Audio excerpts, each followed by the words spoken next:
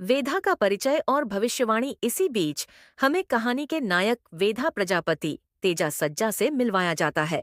वेधा एक अनाथ है जो कोलकाता में अपनी जीविका चलाने के लिए छोटे मोटे अपराध और जेबकतरी करता है। वह अपनी असली पहचान से अनजान है। एक दिन उसकी मुलाकात विभा, रितिका नायक नाम की एक सन्यासिनी से होती है। विभा एक प्राचीन समाज की सदस्य है जो इन ग्रंथों की रक्षक है, और वह वेधा को बताती है कि वह भविष्यवाणी में वर्णित वह सुपर योद्धा है जिसका जन्म 9वें ग्रंथ और दुनिया की रक्षा के लिए हुआ है। वेधा को पता चलता है कि उसकी माँ अंबिका प्रजापति श्रेया शरण भी एक शक्तिशाली योगिनी थी जिसने उसे जन्म के तुरंत बाद दुनिया को बचाने के लिए त्याग दिया था। वेदा के अंदर भगवान राम के शक्तिशाली अस्त्र मिराई दिव्य हथियार को साधने की शक्ति है जिसे वह अपनी मां के गर्भ में ही सीख चुका था। महावीर लामा से टकराव और मिराई की खोज। महावीर लामा अपनी खोज में भारत पहुंच चुका है और 9वें ग्रंथ को हासिल करने के लिए रक्षकों का सफाया कर रहा है। वेदा को जल्द ही एहसास होता है कि उसे अपना अतीत स्वीकार करना होगा और अपनी नियति को पूरा करना होगा। विभा और अन्य रक्षकों की मदद से वेदा एक महाकाव्य यात्रा पर निकलता है।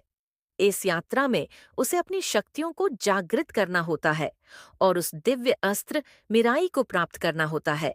वेदा को हिमालय में आशी अगस्त्य जयराम से मार्गदर्शन मिलता है, जहां उसे पता चलता है कि मिराई कोई साधारण हथियार नहीं बल्कि भगवान राम का धनुष कोदंड है जो युगों से छिपा हुआ है।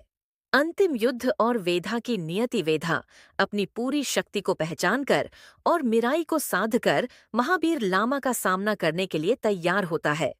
अंतिम टकराव एक विशाल और जबरदस्त एक्शन सीक्वेंस में होता है जहां अच्छाई और बुराई के बीच घमासान युद्ध होता है। वेधा न केवल एक चोर से एक महान योद्धा में बदल जाता है बल्कि भगवान राम के धनुष कोदंड की शक्ति से महावीर लामा को परास्त करता है। वह 9वें ग्रंथ की रक्षा करता है और दुनिया को महावीर लामा के विनाशकारी इरादों से बचाता है।